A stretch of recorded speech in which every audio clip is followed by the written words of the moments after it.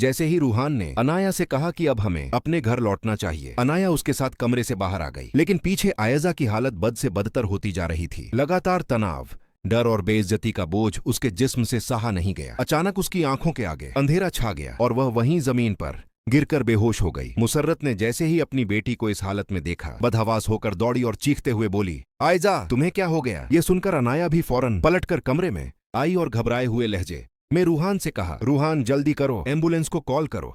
आयजा, आप ही को तुरंत अस्पताल ले जाना होगा। रूहान ने बिना वक्त गंवाए एम्बुलेंस बुलाई और आयजा को अस्पताल ले जाया गया। रास्ते भर उसकी सांसें उखड़ी हुई थीं और हालात बेहद नाजुक लग रहे थे। उसी दौरान रूहान ने अशर को फोन किया और कहा, अशर भाई, आयजा भाभी अस्पताल में है। मुझे समझ नहीं आ रहा कि असद भाई को यह बात बतानी चाहिए या नहीं, लेकिन आपको इत्तला देना जरूरी समझा। अब फैसला आप कर लें। फोन रखते ही अशर के चेहरे पर फिक्र साफ झलकने लगी। यह देखकर ईशल ने पूछा, तुम इतने परेशान क्यों लग रहे हो? क्या हुआ? अशर ने गहरी सांस लेकर कहा, आयजा भाभी अस्पताल में है। ये सुनते ही ईशल का दिल कांप उठा। वह फौरन असद के पास गई और बोली, असद भाई, आयजा भाभी अस्पताल में है। इस वक्त उन्हें आपकी सबसे ज्यादा जरूरत है। असद एक पल के लिए बेचैन हुआ, लेकिन फिर खुद को संभालते हुए सख्त आवाज में बोला, मेरा उस औरत से अब कोई रिश्ता नहीं रहा। मैंने सारे ताल्लुक खत्म कर दिए हैं। अब वह जिए या मरे, मुझे कोई फर्क नहीं पड़ता। ईशल ने भराई हुई आवाज में कहा, असद भाई, वह आपकी बीवी है और आपके होने वाले बच्चे की माँ भी। इतनी सख्ती ठीक नहीं। उन्हें उनकी सजा मिल चुकी है, अब उन्हें माफ कर दीजिए। असद हैरानी से ईशल को देखने लगा और बोला, ईशल, आयजा ने तुम्हारी जिंदगी बर्बाद करने में कोई कसर नहीं छोड़ी। तुम्हें घर से निकलवाया, तुम्हें रुलाया, फिर भी तुम उसी के लिए बोल रही हो। ईशल ने बहुत सादगी से जवाब दिया, जी, क्योंकि मैं भी एक औरत हूँ और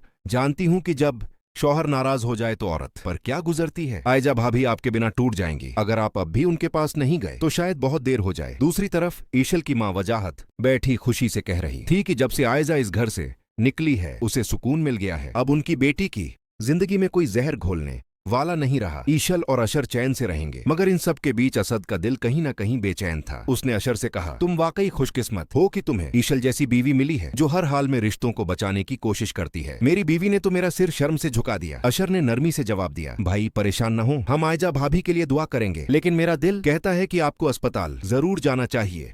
अब सवाल यही है कि क्या असद अपने गुस्से और जिद को तोड़कर अस्पताल जाएगा और आयजा की जिंदगी बचाने की कोशिश करेगा, या फिर अपनी सख्ती पर कायम रहकर एक और रिश्ते को हमेशा के लिए खो देगा? आने वाला वक्त ही इसका जवाब देगा।